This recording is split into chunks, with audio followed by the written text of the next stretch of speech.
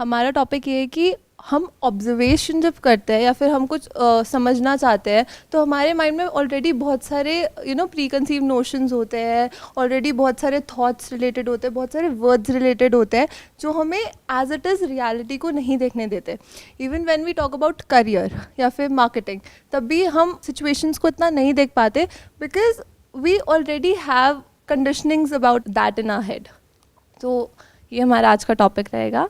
आप बताइए. आपने बताया था दैट जब आप कॉलेज में थे and until the age of probably 28, जब आपकी हेल्थ भी ठीक नहीं थी एंड रिलेशनशिप्स भी, जो आपने अपने एक सेशन में बताया था, तब आपकी इंटरनल वर्ल्ड बहुत अच्छी नहीं थी but you were a very successful entrepreneur.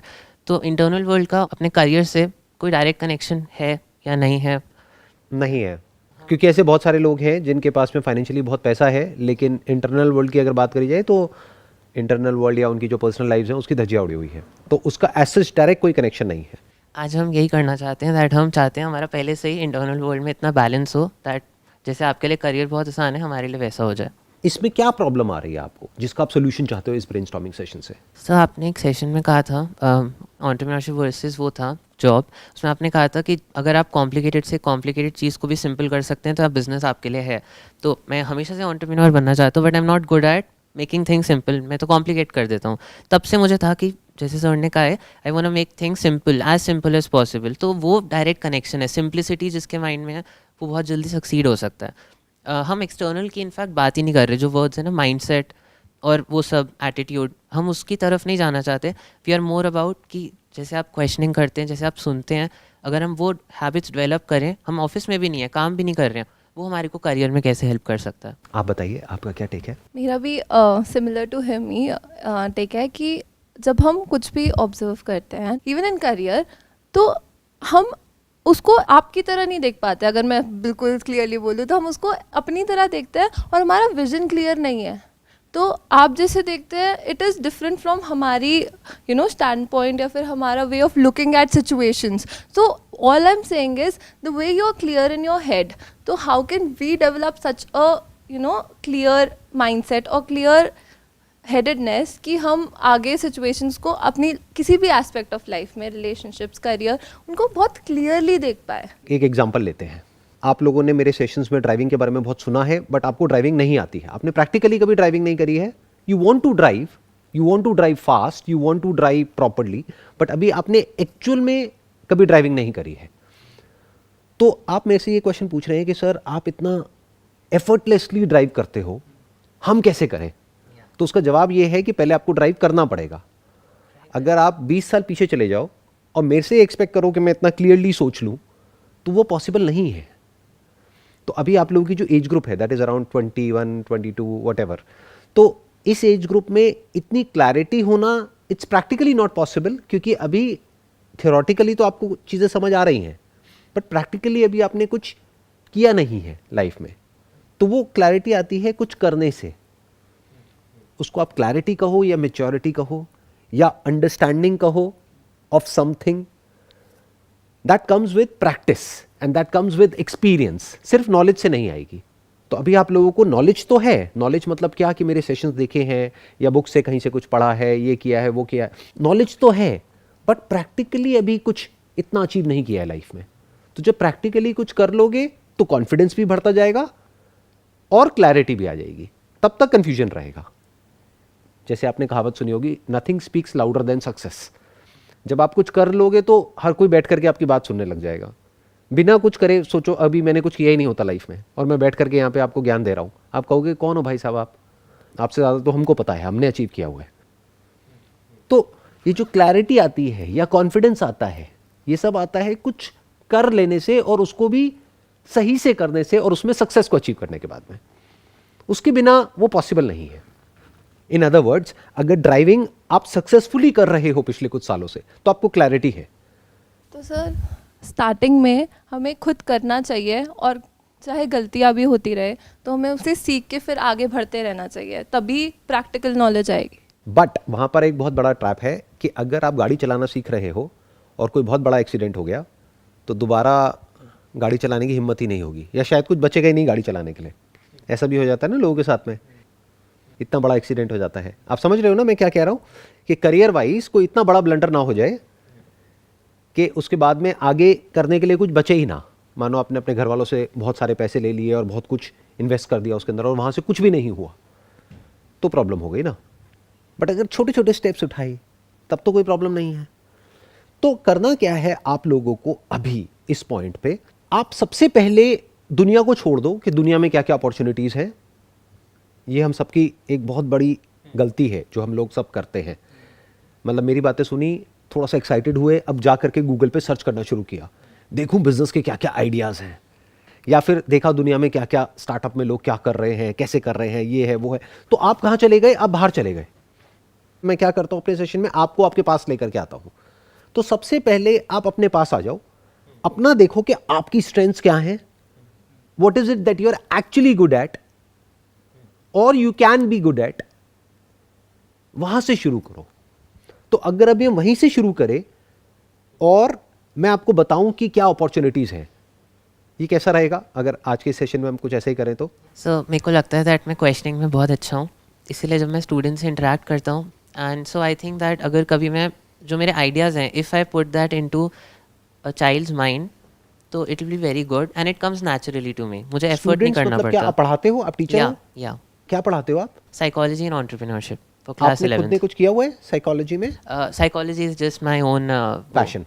observation, passion. Observation and yeah, passion. and Okay. entrepreneurship as a degree है, and by the way, most importantly, I call entrepreneurs, startup founders, consultants. I don't do it myself. I'm like a curator there. But अगर आप entrepreneurship को पढ़ा रहे हो किसी को, तो I would strongly recommend you कि पहले आप एटलीस्ट अपने लेवल पे कुछ बिल्ड करो, एज एन एंटरप्रेन्योर कुछ क्रिएट करो, because once you do that, तो वहाँ से जो कन्विक्शन आएगा और वहाँ से जो कॉन्फिडेंस आएगा बोलने का, वो नेक्स्ट लेवल का होगा।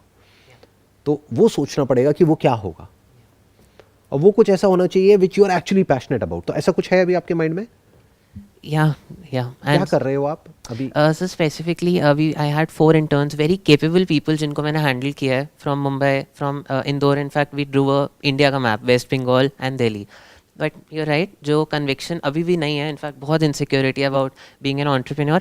इसीलिए I prefer that जो consultants है वो आके students को पढ़ाएं, and I just curated, that is कि जो activities होती हैं वो मैं बताता हूँ. It's also that in class 11th वो सीख सकते हैं about how to be a better speaker, how to be an entrepreneur. आपके सेशंस में 8th क्लास से देख रहा हूँ about entrepreneurship भी जो भी था.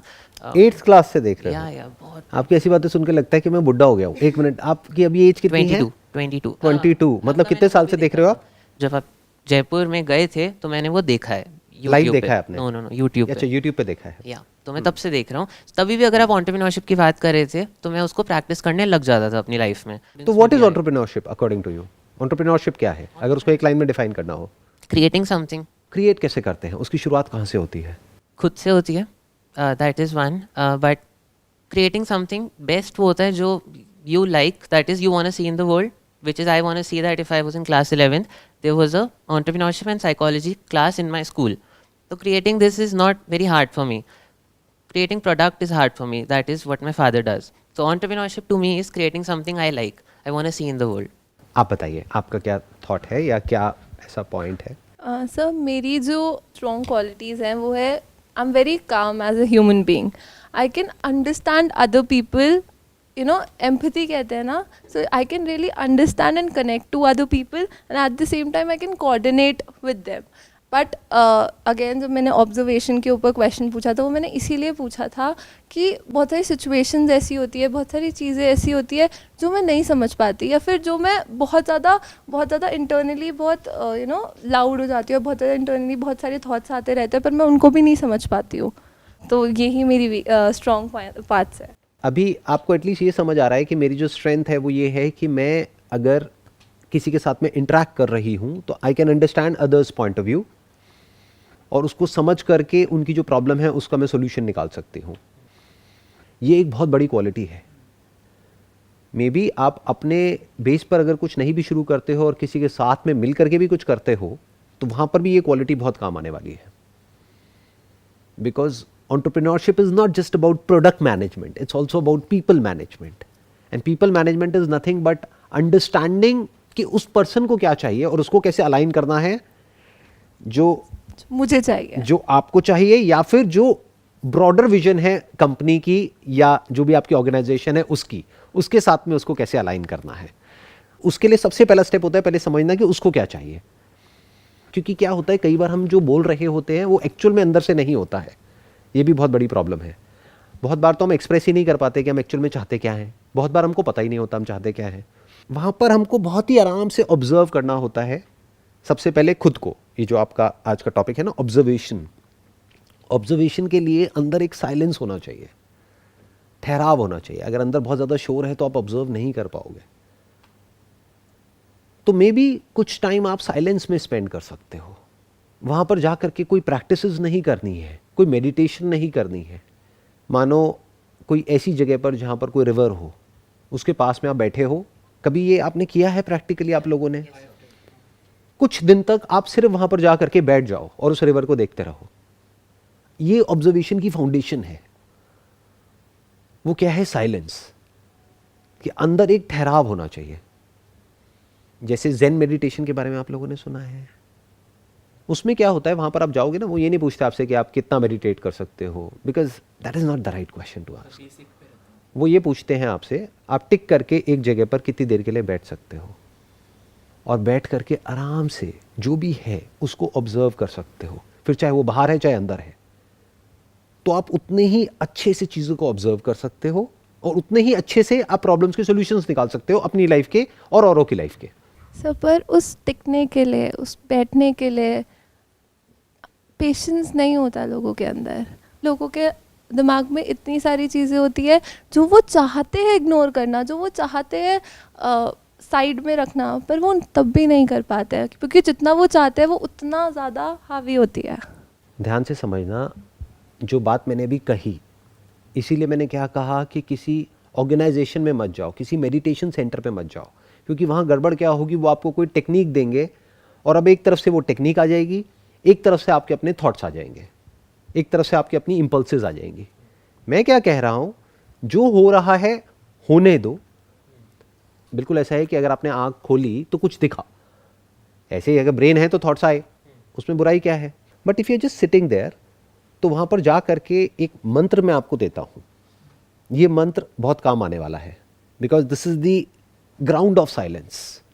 और बिना साइलेंस के ऑब्जर्वेशन का कोई मतलब नहीं है। अगर आप अंदर कुछ कुछ बोल रहे हो तो आप ऑब्जर्व कहाँ कर रहे हो? आप तो अपने थॉट्स में उलझे पड़े हो। तो वो मंत्र क्या है, अपने आप से एक क्वेश्चन पूछो। For example, if you are sitting on the top of a mountain और नेक्स्ट टू अ रिवर, तो अपने आप से एक क्वेश्चन पूछो कि देखता हूँ या देखती हूँ मैं अभी अपने अंदर अपने आप को क्या बोल रहा हूँ या क्या बोल रही हूँ। अभी करके देखो, बोलो।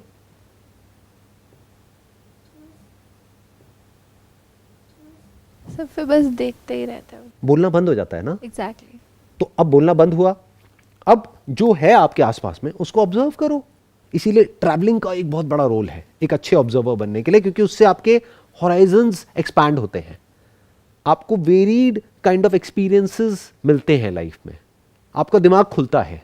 नहीं तो हमारा दिमाग बहुत ही कन्फाइंड रहता है। जिस घर में आप बड़े हुए हो, आपके पेरेंट्स, आपके रिलेटिव्स, आपके फ्रेंड्स, बस वहीं तक आपकी सोच चलती है।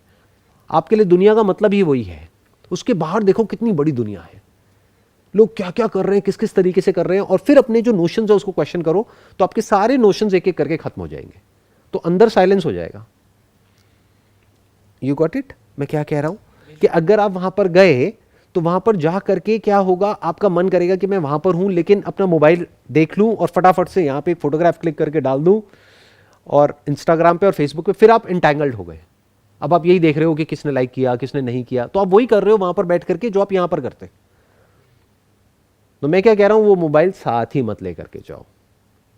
ऐसा एक मोबाइल कैरी करो जिसमें चाहो भी तो ये सब हो ही ना, जिससे आप बात तो कर सको। वो नहीं होते पुराने ज़माने के फ़ोन, देखिए वो छोटे से 1000 रुपये वाले।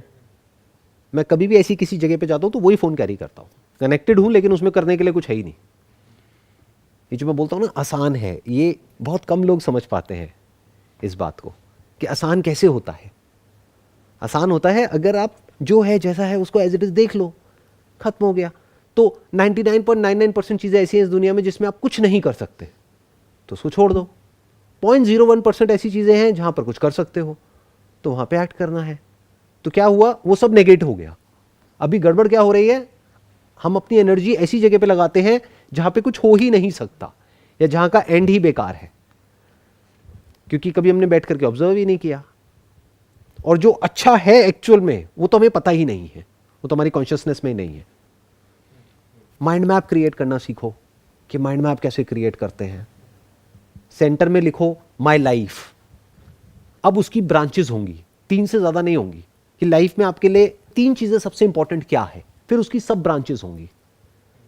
तो इस तरह से एक पेपर के ऊपर आपकी पूरी लाइफ का एक मैप तैयार हो जाएगा और उस मैप के अकॉर्डिंग आपको चलना है अपनी पूरी लाइफ में।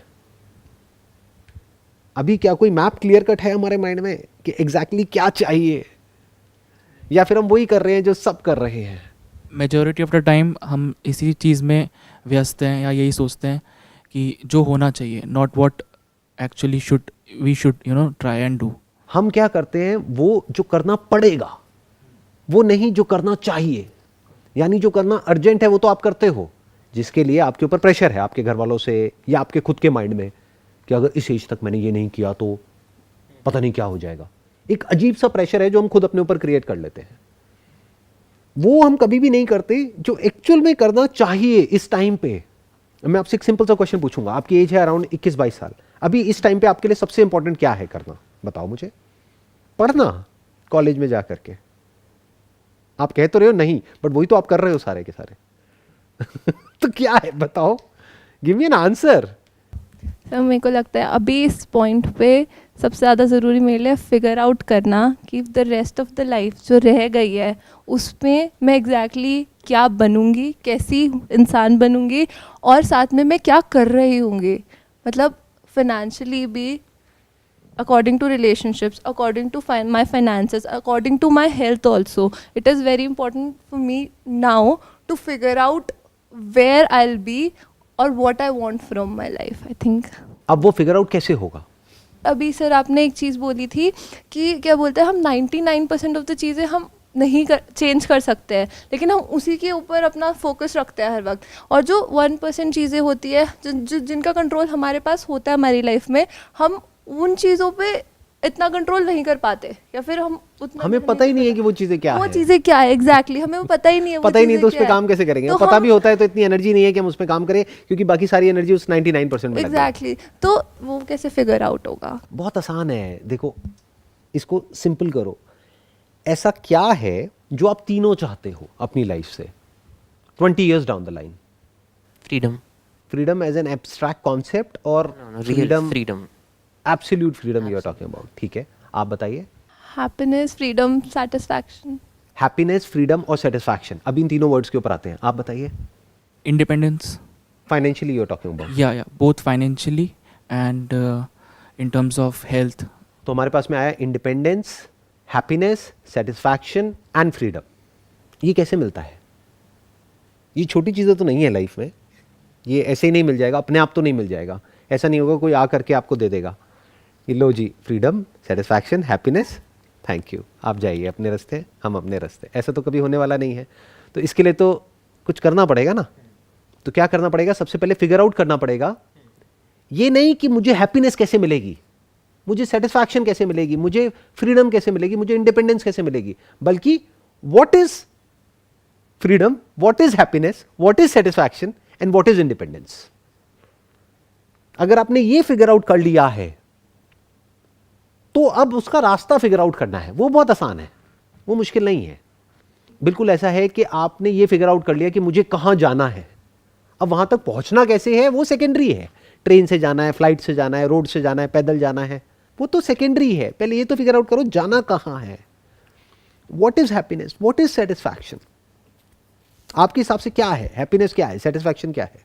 सो हैप्पीनेस मेरे हिसाब से तब होती है, वो मोमेंट्स होते हैं मेरी लाइफ में जब मैं अपनी फैमिली के साथ बहुत ही आराम से बैठी होती हूँ, या मैं अपनी फैमिली के साथ होती हूँ और मैं मेंटली बहुत ही फ्री होती हूँ। But that is just a small part of life. क्योंकि प्रॉब्लम उसमें क्या है कि एक दिन हो हफ्ते में तब तो चलेगा, संडे को हम बैठे हैं या फिर मॉर्निंग इवनिंग में थोड़ी देर बैठे हैं फैमिली के साथ में। अगर आपको नॉन स्टॉप बिठा दिया जाए तो वो बोरिंग हो जाएगा। तो इसका मतलब वो तो प्रैक्टिकली पॉसिबल नहीं है। तो और क्या है? या अभी और इसको सिंप्लीफाई करते हैं, करियर पे आ जाते हैं, बिकॉज वही चैलेंज है। फैमिली तो चैलेंज नहीं है, फैमिली तो जो है जैसी है आप लोगों के पास में वो है। तो करियर से रिलेटेड बात करते हैं। What is happiness, what is satisfaction, what is freedom, what is independence? Career से रिलेटेड या फिर ओवरऑल अगर हम फिर देखते हैं, फिर तो ऐसा लगता है कि फिर सब कुछ चाहिए कि करियर में भी मुझे वो करना है जो मैं करना चाहती हूँ, उसके बाद उससे मुझे पैसा भी अच्छा आए कि मैं अपनी लाइफ भी अच्छी पूरी बना लूँ, उसके बाद मेरी फैमिली को, मैं अपना फैमिली को टाइम भी दे पाऊँ, मैं अपनी फैमिली के साथ टाइम भी स्पेंड कर पाऊँ, साथ में मैं ट्रैवलिंग भी कर पाऊँ, मेरे पास टाइम हो, मैं ट्रैवलिंग कर रही हूँ, मैं अपना पैशन भी देख रही हूँ कि मुझे डांस करने का शौक है तो मैं अपना डांस भी कर रही हूँ। तो फिर मुझे ऐसा लगता है फिर तो अगर होलिस्टिकली देखी जाए तो फिर कुछ सब कुछ ही चाहिए। मतलब टाइम की कंप्लीट फ्रीडम कि अगर 1-2 साल तक आपको ट्रैवल करना है पूरे वर्ल्ड में और जा करके बस एक्सप्लोर करना है कि दुनिया में क्या क्या है, let me find it out. आप दुनिया के किसी भी कोने में हो, वहाँ से काम भी हो रहा है, पैसा भी आ रहा है, और पैसा भी बहुत आ रहा है, और टाइम भी बहुत है। अपने घर पे जाकर के आप बात करोगे, वो क्या कहेंगे, ये तो पॉसिबल ही नहीं है। क्यों? क्योंकि उन्होंने ऐसा किसी के साथ होते हुए नहीं देखा है। तो मैं आपको क्या बोल सकता हूँ, आप यहाँ पे आए हो तो एक काम मैं आप लोगों के लिए कर देता हूँ, मैं बोल देता हूँ ये पॉसिबल तो है कि आपको पूरी तरह से टाइम फ्रीडम और पूरी तरह से फाइनेंशियल फ्रीडम मिल सकती है लाइफ में। इसमें उतनी ही मेहनत करनी पड़ती है जितना कि ट्रेडिशनल जिस रूट पे आप चल रहे हो, जहां पर जाकर के ना तो आपको टाइम फ्रीडम मिलने वाली है ना फाइनेंशियल फ्रीडम मिलने वाली है। मेहनत बराबर है क्योंकि दिन में 24 घंटे ही तो हैं। हमारी सबका दिमाग कैसे चलता है कि अच्छा इसमें लगता है एफर्ट ज़्यादा करना पड़ेगा, ऐसा कुछ नहीं है, बल्कि हो सकता है वहाँ से कम ही करना पड़ेगा। सो हम ये भी सोच रहे थे दैट लेट्स से मुझे अभी टेक अवे लेना होता तो इट वुड बी, अभी जब आपने कहा ना एक बार साइलेंस, 1 मिनट देखो कि माइंड में क्या चल रहा है, तो अभी मैंने वो ट्राई किया था जब हम सब कर रहे थे, और लाइक एक्सेप्ट करना, तो मेरे लाइफ में जो भी प्रॉब्लम थी मैंने अभी एक्सेप्ट कर ली, हेल्थ रिलेटेड, फैमिली रिलेटेड, सच में अभी विद इन द लास्ट वो 1 मिनट जो साइलेंस था। तो मेरे 150 रुपये का है, तो ये प्राइसलेस था, मेरी फीस है भाई साहब। मैं प्राइसलेस ये एडिट कर देना, ये सब अजय, ये सब हटा देना, ठीक है? ये पीछे से मैं ऐसे ही करता हूँ, मतलब ये बाद में वीडियो में आप लोगों को पता नहीं होगा, बट मैं अगर ऐसे कोई किसी की प्रॉब्लम सॉल्व करता हूँ तो मैं पैसे लेता हूँ, 150 रुपये लगते हैं मेरे। चलो दैट्स गुड। आपकी प्रॉब्लम जो थी यानी एक्सेप्टेंस से रिलेटेड, वो काफ़ी हद तक सॉल्व हो गई। एक क्लैरिटी आई आप लोगों को कि आपको एक्चुअल में क्या चाहिए अपनी लाइफ से, और तीनों को चाहिए, या आप में से कोई कहेगा कि नहीं मेरे को टाइम में फ्रीडम नहीं चाहिए, मेरे को तो ऐसा चाहिए कि कोई टाइम वाइज मेरे को बांध दे पूरे तरीके से, 24 घंटे में से 12 घंटे उसके हैं, वो बताएगा मुझे कि मुझे अपने टाइम के साथ में क्या करना है, या मेरा टाइम उसका है। तो ये तो बॉन्डेज हो गई ना। तो एक चीज आप लोगों को क्लियर हो रही है कि आपको टाइम की फ्रीडम चाहिए और फाइनेंशियल फ्रीडम चाहिए। तो इसको सेंटर पॉइंट बनाओ ना अपनी लाइफ का। आपको सिर्फ यही तो फिगर आउट करना है, how to achieve it. What तो फिगर आउट हो गया, आपकी लाइफ की एक बहुत बड़ी प्रॉब्लम सॉल्व हो गई। जो आप बात कर रहे थे ना, ऑब्जर्वेशन, अब आपको कुछ और ऑब्जर्व करने की जरूरत ही नहीं है। अपना पेपर पेन लो और उसमें लिखो सेंटर में लाइफ में, this is what I want from my career. अगर मेरे करियर में मेरे को दोनों चीजें मिल रही हैं, बल्कि एक तीसरी चीज भी है जिसको हमने मिस कर दिया यहां पे, time freedom, financial freedom and passion, कि मजा भी आए ना करने में। ऐसा नहीं ना कुछ बोरिंग सा कर रहे हैं। वैसे अगर बोरिंग होगा तो ये दोनों चीजें मिलेंगी भी नहीं। ये तभी मिलेगा जब पैशन होगा। If you are really passionate about doing it, तो फिर ये दोनों चीजें खुद चल करके हमारे पास आ जाती हैं। तो अब कुछ ऐसे ही तो फिगर आउट करना है, इसका रास्ता ही तो ढूंढना है। और दुनिया में लाखों करोड़ों ऐसे लोग हैं जिन्होंने फिगर आउट कर लिया है, जो इसको अचीव कर चुके हैं, उनसे सीख लो। आपने बताया कि हमें सेंटर पॉइंट्स मिल जाने चाहिए, कि ये हमारी लाइफ के सेंटर पॉइंट है कि हमारे पास फ्रीडम ऑफ टाइम होना चाहिए और फ्रीडम ऑफ मनी होना चाहिए अपने करियर से। सर उसके अलावा भी बहुत सारी चीज़ें होती है जब ऑब्जर्व करना चाहते हैं। आपने एक बार एग्जाम्पल दिया था, आपके सामने एक टेबल रखी थी, उस पर एक ग्लास रखा था, तो आपने ये बोला था कि बहुत कम लोग उस ग्लास को एक ग्लास की, मतलब एक कप को एक कप की तरह देख सकते हैं, वरना सब उसको, उसका कलर देखेंगे या उसको एक्सटर्नली देखेंगे, अपने हिसाब से देखेंगे, उसको अपने परसेप्शन के हिसाब से देखेंगे। तो सर मैं यही पूछना चाहती थी कि ऐसे मतलब हम कैसे देख सकते हैं उसको, चीज़ों को एज इट इज़ देखना आसान होता है, सिंपल होता है, और जो जैसा है उसको वैसे नहीं देखना मुश्किल होता है, क्योंकि वहाँ पे बहुत कुछ समझाने के लिए होता है, बहुत कॉम्प्लिकेटेड होता है। जैसे फॉर एग्जांपल मैं आपको कह रहा हूँ यहाँ पर कोई भूत प्रेत है, तो वो बहुत मुश्किल है मेरे लिए आप लोगों को समझाना, बट मैं कह रहा हूँ यहाँ पे कोई भूत नहीं है, अब कितना आसान है। इसको बोलते हैं एज इट इज़ देखना। जैसे आपने भूत का एग्जाम्पल लिया, तो अगर हमारे पास उससे रिलेटेड कोई इन्फॉर्मेशन नहीं है, हमारे पास हमने अपने आप एक्सपीरियंस नहीं करा, तो उसको बिलीव नहीं करना चाहिए। कुछ भी बिलीव नहीं करना चाहिए। अगर आप कुछ भी बिलीव करते हो तो आप एज इट इज़ नहीं देख पा रहे हो। एज इट इज़ देखने में और जो होता है उसको एज इट इज़ देखने में बीच में क्या आ जाता है। मतलब मानो जो जैसा है हमको वैसा नहीं दिख रहा है, क्योंकि हमने अलग अलग रंग के चश्मे लगाए हुए हैं। तो वो चश्मा क्या है? वो बिलीव्स हैं हमारे अपने अलग अलग। किसी का एक रिलीजियस बैकग्राउंड है तो उसके अपने बिलीव्स हैं, किसी का कोई अलग बैकग्राउंड है तो उसके अपने बिलीव्स हैं, तो वो बीच में आ जाएंगे ना। वो उसको जो सच है वहां तक पहुंचने ही नहीं देंगे।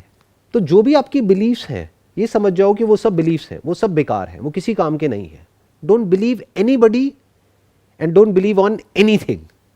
सब कुछ छोड़ दो।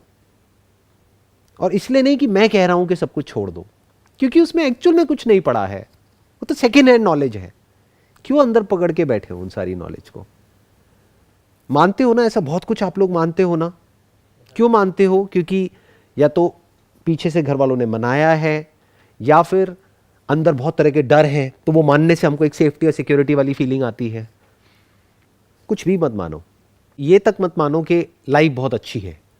अच्छी नहीं है। लाइफ की एक दूसरी साइड देखो, जाओ किसी हॉस्पिटल में जाकर के देखो लाइफ कैसी है। तो कुछ भी मत मानो, एज इट इज देखो लाइफ को, ऑब्जर्व करो। फिर वहां से क्या होगा, आपको कुछ प्रॉब्लम्स नजर आएंगी, जो प्रॉब्लम आप क्रिएट नहीं कर रहे होगे किसी और के लिए। बिजनेस में ये एक बहुत बड़ी प्रॉब्लम होती है, या करियर में बहुत बड़ी प्रॉब्लम होती है। आप इमेजिन करने लग जाते हो कि लोगों को ये प्रॉब्लम है, और हम जा करके उसका सोल्यूशन निकालने लग जाते हैं। दोनों चीजों में फर्क समझ आ रहा है? Can you see that? हम क्या करते हैं, अपनी ग्रीड की वजह से या अपने सेल्फिश इंटरेस्ट की वजह से हम इमेजिन करने लग जाते हैं कि ये आइडिया बहुत अच्छा है। क्यों? क्योंकि ये तो बहुत बड़ी प्रॉब्लम है जिसको मैं सॉल्व करने वाली हूं या करने वाला हूं, और इसकी वजह से देखो इतना कुछ होने वाला है, मेरी लाइफ बहुत बढ़िया हो जाएगी, मेरे पास में टाइम आ जाएगा, पैसा आ जाएगा, ये हो जाएगा, वो हो जाएगा। ये सब नहीं करना है आपको। आपको क्या करना है? मैंने क्या बोला था अभी थोड़ी देर पहले? Entrepreneurship in one word is problem solving. अब सवाल ये उठता है कि अगर आपको कोई प्रॉब्लम नजर आ भी गई, तो how passionate are you about solving that problem? अब वहां पे वन पॉइंटेड फोकस चाहिए कि 24 घंटे दिमाग में और कुछ नहीं आना चाहिए। बिकॉज अगर कुछ और आया तो अब वो इंटेंसिटी नहीं आएगी आपके अंदर उस प्रॉब्लम को सॉल्व करने के लिए, और फिर आपको ये टाइम फ्रीडम और फाइनेंशियल फ्रीडम की बातें तो होंगी मेरे सेशंस में, एक्चुअल में कुछ भी अचीव नहीं हो पाएगा। तो जो प्रॉब्लम है वो कनेक्ट होनी चाहिए हमारे जो पर्सनल एट्रीब्यूट्स है, और जो पर्सनल मतलब जैसे आपने स्टार्टिंग में पूछा था कि आपके जो पर्सनल स्ट्रेंथ्स है, उससे ज़रूरी है कि वो प्रॉब्लम्स जो है वो कनेक्ट होनी चाहिए, या फिर उसके जो सोल्यूशंस है उसके लिए हमें में वो क्वालिटीज़ होनी चाहिए। या ऐसा भी हो सकता है कि हमें प्रॉब्लम दिखे लेकिन हमें वो क्वालिटीज़ नहीं है, हमें वो जो चाहिए, व्हाट इज़ नीडेड देयर, हमारे अंदर वो नहीं है। अभी तो वो होगा ही नहीं, लेकिन पहले ये समझना कि हमारा माइंड काम कैसे करता है। Whatever our mind focuses on starts expanding. तो इसका मतलब क्या है? आपका फोकस रहना चाहिए उस प्रॉब्लम पर, उस पर नहीं जो आपको चाहिए। वो तो फिगर आउट हो गया। इन अदर वर्ड्स, आपने ये तो फिगर आउट कर लिया मुझे कहां जाना है, बट फोकस कहां रखना है, वहां पर या रास्ते पर? आपका ध्यान रहना चाहिए उस प्रॉब्लम के ऊपर, और जितना आपका ध्यान उस प्रॉब्लम पे रहेगा, जितना बारीकी से आप उस प्रॉब्लम को ऑब्जर्व करोगे, उतना ही वो प्रॉब्लम एक्सपैंड होने लग जाएगी, या फिर उतना ही वो अपने आप को रिवील करने लग जाएगी। बट अब सवाल उठता है, आपको प्रॉब्लम दिखेंगी कौन सी? वही दिखेंगी जो आपके अंदर है, और कुछ आपको दिख ही नहीं सकता।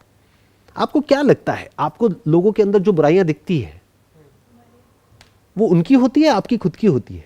अगर आपके खुद के अंदर वो बुराई ना हो, आप किसी और के अंदर देख सकते हो? इम्पॉसिबल। ध्यान से समझना मेरी इस बात को, कि अगर हमें किसी और के अंदर कुछ अच्छाई दिख रही है या कुछ बुराई दिख रही है, आप ये नहीं दिखा रहे कि वो क्या है, आप ये दिखा रहे हो कि आप खुद क्या हो। यहां तक क्लियर हुआ? अब एक स्टेप आगे बढ़ते हैं। आपको प्रॉब्लम क्या दिखेगी? वो जो आपके अंदर है। तो प्रॉब्लम्स तो आपको दिखती है, बट प्रॉब्लम क्या होती है कि अब आप उस प्रॉब्लम पे ठहर नहीं पाते हो, या आपको मल्टीपल प्रॉब्लम्स दिखी तो अब आपका दिमाग 10 जगह पे चल रहा है, या फिर शॉर्ट टर्म कुछ छोटी मोटी चीजें हैं बस उसमें उलझ के रह गए हो। जो काम अर्जेंट है बस वहां पे आपका दिमाग चल रहा है, मानो कुछ टाइम बाद एग्जाम आने वाले हैं तो वहां पे दिमाग चल रहा है, या जो अर्जेंट है वहां पे दिमाग चल रहा है, या जो आपकी आदतें पड़ गई है, हैबिट्स बन गई है, मानो सोशल मीडिया पे टाइम पास करने की, तो वहाँ पे दिमाग चल रहा है। जो प्रॉब्लम है वो आपके माइंड को ऑक्यूपाई ही नहीं कर पा रही है, तो वो प्रॉब्लम एक्सपैंड नहीं हो पा रही है, उस प्रॉब्लम को एनर्जी नहीं मिल रही है, तो सोल्यूशन कहाँ से निकलेगा? तो अब क्या होगा कि जब आपको मल्टीपल प्रॉब्लम्स दिख रही हैं तो उसको लिखो पेपर पे कि वो प्रॉब्लम्स कौन कौन सी है। फिर देखो which problem you are really passionate about solving. फिर आपको आंसर मिलेगा, अच्छा ये 4 प्रॉब्लम्स में से ये वो प्रॉब्लम है which I am really passionate about. अब उसके ऊपर रिसर्च करना शुरू कर दो, दिन रात सुबह शाम उस प्रॉब्लम को लिखो, देखो, समझो, उसके सॉल्यूशंस के बारे में फिगर आउट करो। ऐसी तो एक साइंटिस्ट ऑपरेट करता है। मूवीज में देखा है ना, क्या होता है कि एक बड़ा सा बोर्ड होता है, वहां पे कुछ लिखा हुआ है और कोई और आदमी आएगा, आकर के वहां देखेगा, उसको समझ भी नहीं आएगा कि क्या लिखा हुआ है, बट वो प्रॉब्लम है जिसको वो फिगर आउट करने की कोशिश कर रहा है, वो डॉट्स को कनेक्ट करता चला जा रहा है। और ऐसे लाइफ जीने में बहुत मजा आता है। फिर क्या होता है कि फिर वो प्रॉब्लम और वो सॉल्यूशन आपके माइंड को इस तरीके से ऑक्यूपाई कर लेता है कि अब आप चाह करके भी उससे बाहर नहीं निकल सकते हो। अगर मैं आपको एक एग्जांपल दूं, एक बड़ा सा जाइंट व्हील है, उसको घुमाने के लिए शुरू में आपको क्या करना पड़ेगा? एफर्ट करना पड़ेगा, उसको पुश करोगे, फिर जब एक बार पुश किया, 2 बार किया, 10 बार किया, 100 बार किया, एक बार वो घूमने लग गया, अब उसको रोकने में एफर्ट करना पड़ेगा, अब वो रुकेगा ही नहीं, अब उसको रोकना मुश्किल है। ऐसे ही थॉट के केस में होता है। अभी प्रॉब्लम क्या हो रही है? ये सब आपने क्रिएट नहीं किया है, ये सब अपने आप हो रहा है। अंदर आपके कुछ चलता रहता है जो आपको पता है किसी काम का नहीं है, बट वो चल रहा है और आपकी लाइफ को कहीं और ही लेकर के जा रहा है। आप जाना कहीं और चाहते हो अपनी लाइफ में और वो आपको कहीं और ही भगा रहा है। 99.99% लोगों के साथ यही होता है, वो अपनी लाइफ को डायरेक्शन नहीं देते हैं, उसको खुद कंट्रोल नहीं करते हैं। तो आपको ये समझना है कि एक ऐसा पॉइंट आएगा जब शुरू में आपको एफर्ट लगाना पड़ेगा, लेकिन थोड़ी देर बाद एक ऐसा पॉइंट आ जाएगा, कुछ महीनों बाद या कुछ सालों बाद, जब आप चाह करके भी उसको रोक नहीं पाओगे। तो सोच समझ करके चूज करो उस प्रॉब्लम को, क्योंकि एक बार वहां दिमाग चलने लग गया फिर आप बाहर नहीं निकल सकते वहां से। आपने अभी बोला पैशन, कि आप जो भी प्रॉब्लम हमें दिखेगी उसके बाद हम एक्चुअली जिस चीज़ के बारे में पैशनेट होंगे। पर बहुत सारी बार ऐसा होता है, या फिर मतलब मैंने देखा है, औरों को भी देखा है, मैं पर्सनली तो नहीं कहूँगी, पर मैंने और लोगों को भी देखा है कि उनको समझ नहीं आता कि वो पैशनेट किस चीज़ के बारे में। आपने कहा बहुत सारी प्रॉब्लम्स दिखेंगी, आपने लिखा उसको, लेकिन एक्चुअली में पैशन क्या होता है? मतलब पैशन क्या होता है? देखो, एक्चुअली में पैशन ये होता है, वो नहीं जो वैलिडेशन के लिए लोग करते हैं। मतलब बहुत सारे लोग बहुत कुछ कर रहे होते हैं वैलिडेशन के लिए। फॉर एग्जाम्पल, मुझे देखा कुछ करते हुए, अब उनके अंदर से आ रहा है कि मुझे भी ऐसा कुछ करना है। क्यों करना है? क्योंकि ये करने से ना बड़ी तारीफ मिलती है, स्टैंडिंग ओवेशन मिलती है, लोग तारीफ करते हैं, बट उनको ये नहीं पता लोग गालियाँ भी देते हैं। तो एक साइड को देखा एक कॉइन की, और उसको देख करके पैशनेट हो रहे हैं, एक्साइटेड हो रहे हैं कि मुझे अब दुनिया की भलाई करती है, ये करने से क्या होगा? बहुत अच्छा फील होगा। ऐसा नहीं होता है। दुनिया की भलाई करना अपने आप में एक बहुत बड़ा ट्रैप है। वो जब करोगे आप एक्चुअल में, तब आपको समझ आएगा। अब ध्यान से समझो, पैशन मतलब क्या? एक है आप वैलिडेशन को सीख करने के लिए पैशनेट हो रहे हो उस चीज़ में, एक है आप अपने ही किसी इंटरेस्ट की वजह से उस पर पैशनेट हो रहे हो। फॉर एग्जाम्पल, आपको डांस करने का शौक है, तो आप कह रहे हो कि मेरा पैशन डांस है। That's okay, but how are you going to make money out of it? How are you going to get time freedom and financial freedom out of it? What is the problem? क्या ये कोई बहुत बड़ी problem है कि आपके dance में कुछ ऐसा है कि जो अभी कोई नहीं कर रहा है पूरे वर्ल्ड में, और कोई बहुत बड़ा गैप है जिसको आकर के आप फिल करने वाले हो? ऐसा तो कुछ नहीं है। तो वो क्या हो गया? वो मोर ऑफ अ हॉबी हो गया। तो इन दो चीज़ों को हमको मिक्स नहीं करना। एक हो गया हॉबी, एक हो गया करियर।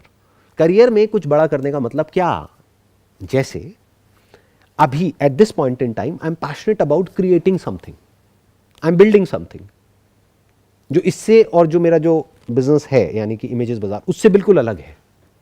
एक मैंने क्रिएट किया अपना बिजनेस, एक मैंने क्रिएट किया ये जो ये सेशंस हैं, अब एक तीसरा कुछ क्रिएशन चल रहा है। तो 24 घंटे में चाहे चाहूं या ना चाहूं वो व्हील घूम रहा है। 24 घंटे मेरे माइंड में बस उसी से रिलेटेड थॉट्स आ रहे हैं। अभी बस मैं आप लोगों के साथ यहां पे बैठा हूं, तो अभी मेरा फोकस यहां पर है। जैसे ये सेशन खत्म होगा मेरा माइंड वापस से वहीं चला जाएगा। 24/7 I am in that zone. अब वो क्या क्रिएशन हो रहा है, क्यों हो रहा है, उसके पीछे एक बहुत ही डीप एक डिजायर है जिसकी वजह से वो क्रिएशन हो रहा है। That has got nothing to do with money. एक अनफुलफिल्ड डिजायर था कि यहीं इंडिया में बैठ करके ग्लोबली कुछ ऐसा करना है जो किसी ने सपने में भी ना सोचा हो, विच इज इम्पॉसिबल। उस इम्पॉसिबल को पॉसिबल बनाना है। तो वो मुझे किक दे रहा है।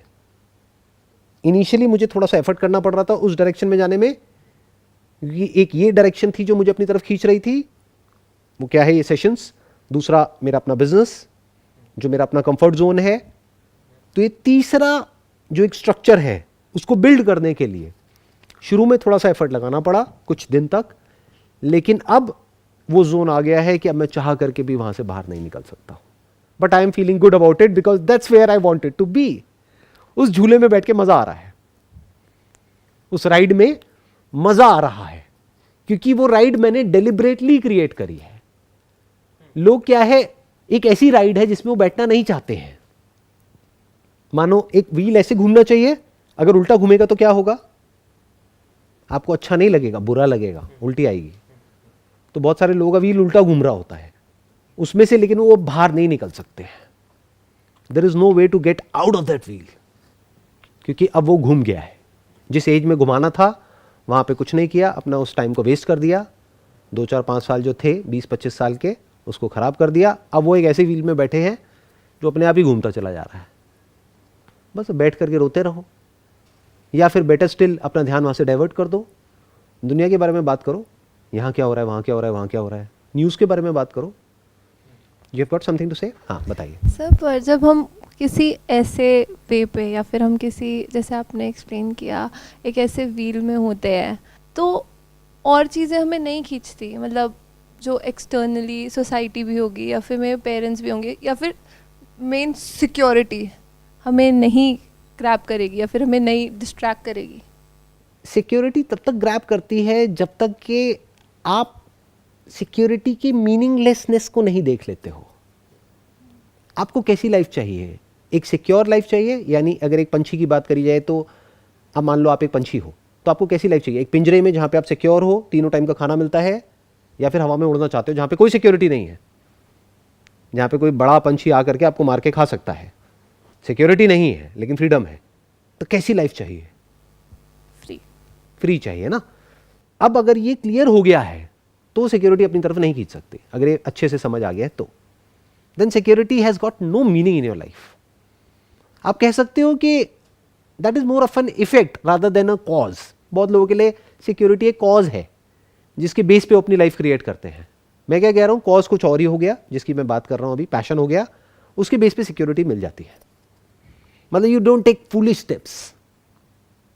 जैसे अब मैं कुछ तीसरा क्रिएट कर रहा हूं तो ये नहीं कि मैंने इन दोनों स्ट्रक्चर्स को मिटा दिया है, दाव पे लगा दिया है और फिर मैं कुछ तीसरा क्रिएट कर रहा हूं। नहीं, वो अपनी जगह पे फिक्स है, ये तीसरा कुछ क्रिएट हो रहा है। सो इस तरह से सोचना होता है, दूर तक देखना होता है कि अभी जो मैं कर रहा हूं या कर रही हूं उसकी वजह से 2 साल बाद, 5 साल बाद, 10 साल बाद, 20 साल बाद क्या होने वाला है।